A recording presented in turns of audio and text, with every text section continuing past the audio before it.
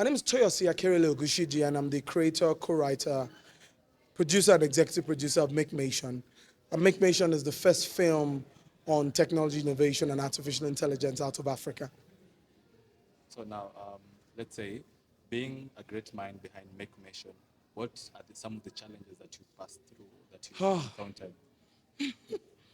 First, the scripting, to be able to balance trying to pass on a very powerful message without coming across as preaching to the people in very simple, subtle, relatable language.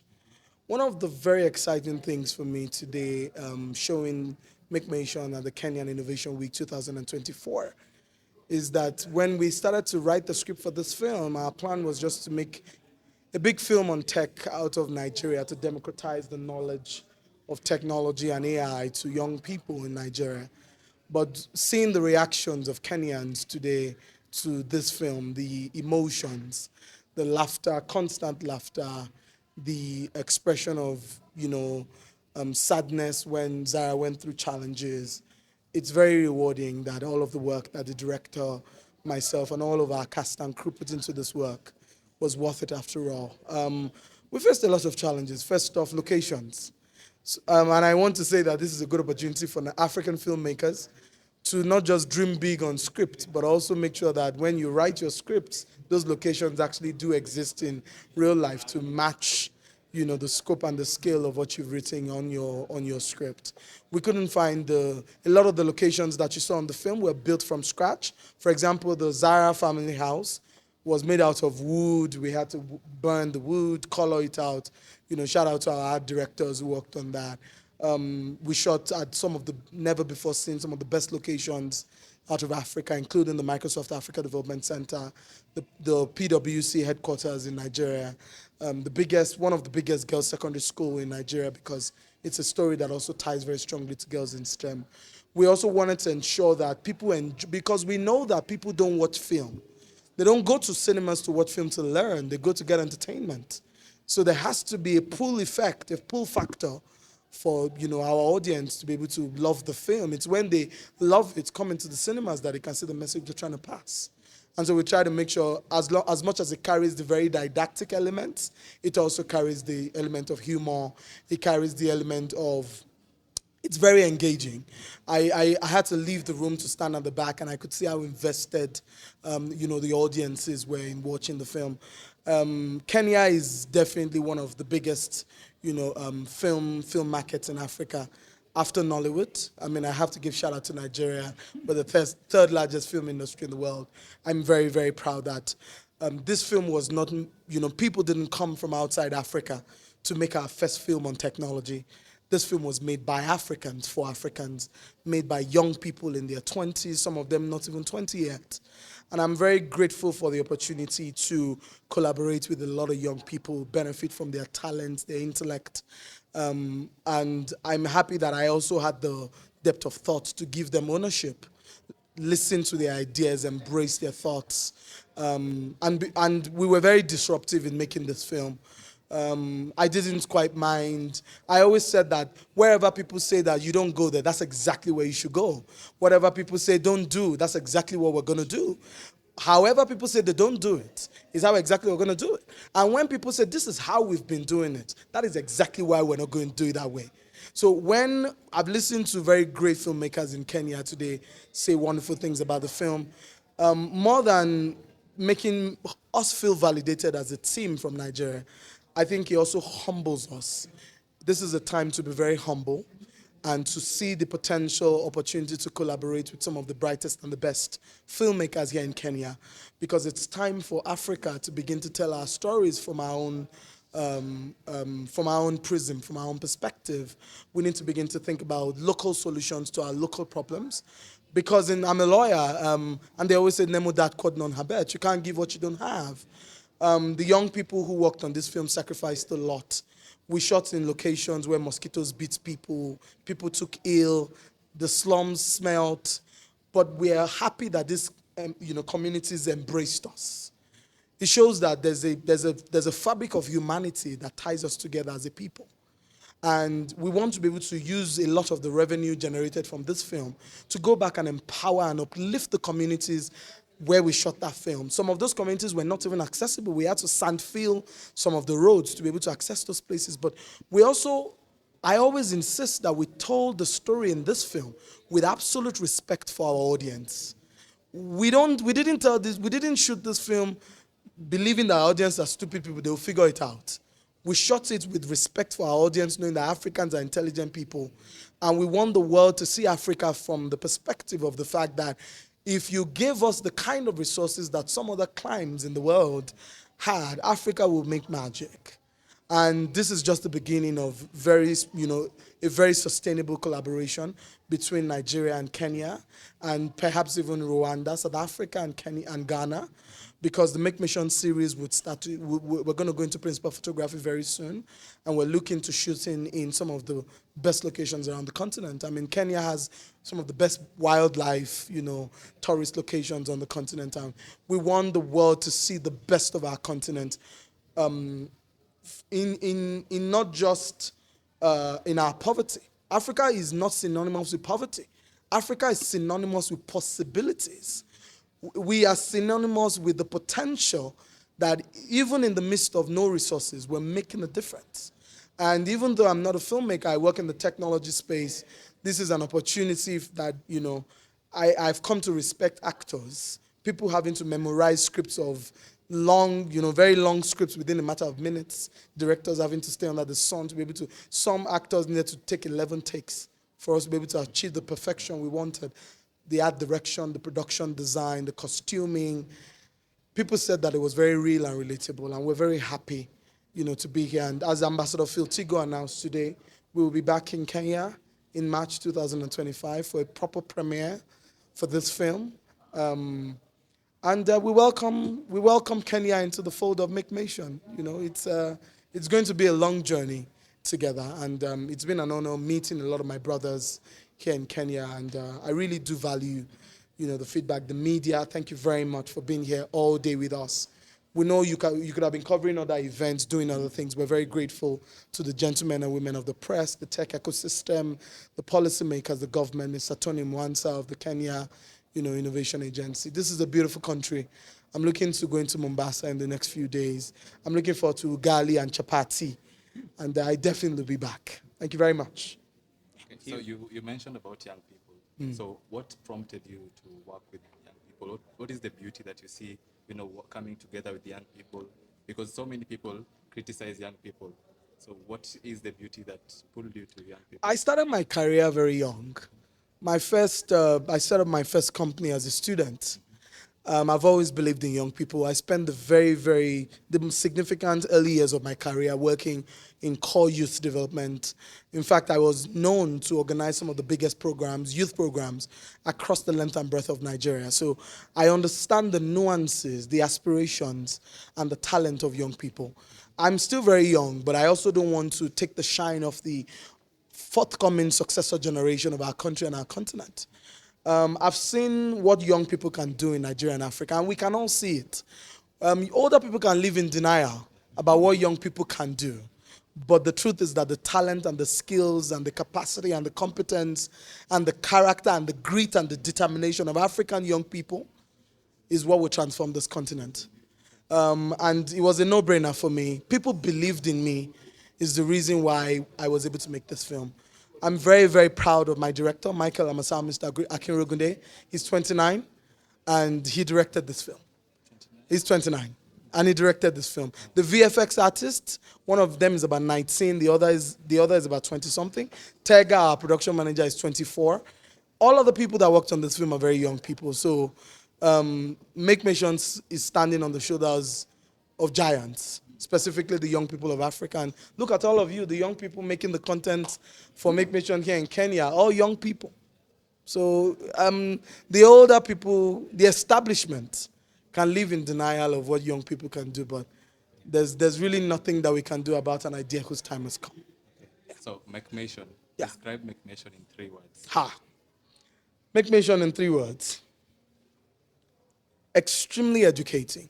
You are going to learn a lot. It will leave you better than you met it. You would go away feeling, what have I been doing with my life? And I've heard people say that today, so my job's done. The second thing is, it's very exciting. It's going to keep you on the edge of your seat because you're not sure what's going to happen next. And I like the cliffhanger of people looking today like, what's next? And I said it was finished. And then the third one is, it's going to be the game changer. I like to describe it as 100% African, 1000% game changer. This is the definitive film that will show the world the stuff that Africa is made of. And it's not because we, the crew, feel like we're better than anybody. I respect the talent of great filmmakers in Africa: Funke Akindele, Messi Aigbe, Tony Abraham, Ruben Udanga, Daudi Angwika. A lot of them doing really great work around the continent. Wumi Toriola, who's just come to top 7 in Nigerian box office. But we know that what we've done with this film is to be able to bring together entertainment and education in a very unusual way. So you don't feel like you're learning, but you are. And then you're going to laugh the whole time, but you're going to go home feeling like, I need to do something with my life. That's the plan. Last question. When you talk about technology, innovation, and AI, how is Macmation embracing that and at the same time showcasing that? Technology, innovation, and AI. First, the sophistication of the cinematography of Macmation shines through. It's clear. The production design shines through. But I need us filmmakers to understand that there is a very strong intersection between the creative economy and the digital economies. And that's why the panel session focused on the ethics of AI and the implication of repositioning Africa with filmmaking. We did a lot of research on this film. This is a very data-driven production. A lot of our decisions were very data, driven, very based on a lot of empirical information. We didn't guess anything. We wanted to also be very mindful of data privacy, wanted to be very mindful of product design. We also did a lot of research, like most of the projects that you saw the students building. We wrote the concept note at Rise Networks and built those projects from scratch. None of them existed before. We built them and we named them. What we want to do with this film is to democratize the knowledge of technology, the technologies of the fourth industrial revolution, specifically AI. And we believe that film is very powerful because this is a major familiar channel of interaction. I like what Ruben said on the panel about in the next 3 years, we're likely to see more young people and girls especially get into tech after watching this film because they're going to start to believe in themselves. Brian, one of our panelists, just said to me, anything you want me to do for Macmation in Kenya, I'm going to do it because Zara's story and my story are exactly the same. The difference is that I had no father. So this story reflects the reality of a lot of young people. They want to do tech, no laptops. They want to do tech, nobody believes in them. They want to do tech, there's no electricity, right? The resources, the scarcity of resources, the paucity of funds, access to labs, hubs where you can do practical innovation, not theoretical, not we are talking about tech. We're actually making the tech. I believe that Macmation will facilitate very quickly, a conversation around, authentic manufacturing from Africa. We cannot remain consumers of technology. We have to be producers of technology. And if you look at everything that is here, from the cameras to the microphones, to even the mic stands, the mic flags, everything. None of it is made in Africa. Everything is imported into Africa. And Africa would not be able to fulfill its potential in terms of economic development if we don't begin to become a more productive economy where the world also depends on us for products and services. And what Macmation would do is to kickstart that conversation so that policymakers can see the importance of investing in digital economy and governance of the continent. And that's why I'm looking forward to the meeting of the ministers in March, which Ambassador Phil Tigo announced, that Macmation would exclusively screen there. I want to thank all of you because the media is very powerful in this conversation and the media doesn't get the recognition that it deserves. So we also want to make sure that we do all that we can to put Africa on the global map. Thank you very much. And I would hope that's the last question. Okay, how did it feel coming up with Macmation? So I did not produce Macmation. She produced Macmation. But just like I said in the session, McMation is futuristic. To be spiritual, I can say it's prophetic. And it's always beautiful when science and art sort of like meet. I can use the phrase that it simplifies the message, almost like bring the cookies to the lower shelf. I think it's going to be a very powerful learning tool for Gen Z, Gen Alpha, and even millennials to learn about the importance and the future, where we are going, and why all of us need to accept AI as an enabling tool and work with it. Yeah. Yeah, no. You can continue. Just tell him to say watch McMation. They should give us an endorsement. Yeah. My name is Ruben Odang. Ah. Watch McMation. And this is the producer for McMation. Yeah. Cool. Yep. Any other question? We are good. Please ask him something around what he thinks about the quality of the quality and the skill of it. So, unlike many movies or series that are done around passing a message, you know, NGO kind of films, I found this one to be very entertaining. You actually don't feel like it's preaching to you. It has very veteran actors, Nigerian actors we all adore. And the quality of the film, it's been shot very high-end cameras, cinema lenses, and anamorphic lenses. So what that does is that the story is so local, but that story can compete in any global platform because of how it's been shot. The quality of the picture, the quality of the grading, the quality of the cinematography, the quality of the storytelling, okay, the quality of how the sound has been mixed. I found that to be very, very impressive. So kudos to the director. The quality of production design, you know, when we were taken to the slums, we felt poor for real. And we were taken to the rich schools, we felt they were rich for real. It wasn't like make and feel kind of an idea. And kudos to the director and the producer and the executive producer for facilitating that kind of work and creating that quality.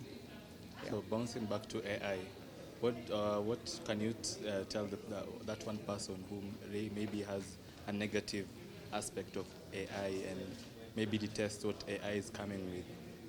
So AI, it's an enabling tool. That's how I see it. In our space as filmmakers, you're already using it to help us structure our scripts, to shorten some processes like production design, editing, cleaning sound, 5.1, stereo, and stuff like that. It's an enabling tool, and the quicker we embrace it, it will ease in our work processes, and money that should have been used on something, is now diverted to more meaningful. So AI is here to stay. It's the future. It's the present. I'm sure those ones who interact with Gen Alpha already realize that our education system, the Gen Z and Gen Alpha, you can see Gen Alpha already AI-oriented. It's nothing to fear about. Embrace the future. Change is the only constant thing. Yeah. Jiko Gitao. I'm the CEO of Kala. We are Digital Innovation Lab. I really love the film. McNation. The McNation. Make automation. Okay, McNation. McNation film. Mostly because I'm a woman in tech, yeah? And when I talk to many girls, they face the same challenges. Like that little girl she was facing, people don't believe in them. I mean, there's always the peer pressure of why do you have to do this, you're a girl, you can get things in a different way. The family pressure of being able to deliver something of value other than code. I always say, even I'm N number of years old today. Oh, it's my birthday. And my mother just called me and said, "Ati, unafanyaga nini?" So because of the unpredictability and undefinability of the field in tech, people don't understand what it is. So I could quickly identify those challenges that are met in African families when people don't understand something and they cannot invest in you. You're not becoming a doctor or a lawyer, you're becoming a coder. And especially in the AI space where everybody in Africa has a definition of AI that is not necessarily one that is found everywhere. So I loved it because it brought issues of an African girl into life and then showing that you can fight it all. What I love about this is we can use this film for AI awareness. Not literacy, just simple awareness of what is AI, how is it built, how can you solve actual problems with it. This morning we were having a session around AI, and we we're saying it's no longer about the strongest and most powerful model, it's how you apply AI to solve a problem. And TB is actually a persistent problem on the African continent, and seeing that this girl was saying I want to tackle TB using AI is quite powerful, and everybody can actually identify with, like, I can use AI to tackle this huge problem in the African continent. A problem with, people are talking about traffic, another one was talking about, I think there was another use case, what we call use case in this space. So I loved it because it showed how AI can be applied in a very, very practical manner on the African continent. So yeah, loved it. I see you. Tuonane. Ndakupigia simu, I'm traveling tomorrow. See, hey, what's up? 10 days. Okay, sasa. I'm the CEO of the Kenya Innovation Agency, Kenya National Innovation Agency, and we are the conveners of the Kenya Innovation Week that we do on an annual basis. This is the 4th year in a row, and the head of state was here yesterday in support of these efforts of innovation. Now, in the context of innovation, we also think about creativity and the possibilities of creating new forms of career pathways, especially for the younger generation. So choosing to host such a film to be introduced in such a forum is because of that interest and commitment that we can create new possibilities of career for the youth. And we also had lots of engagements on AI here, from policy, application, and so on and so forth. And here is an example of something that is leveraging emerging technologies like AI to create new possibilities that are significantly huge and are potentially accessible to a lot of people and solving a lot of challenges. And the skill sets required are not very sophisticated. And so for us, catalyzing innovation and creativity using other channels like film is also another perspective of why we support this to be introduced and to be showcased. And we hope that a lot more people will pick as many lessons as possible from such film programs. Thank you very much. Wacha mimi niongee tu kama mkubwa.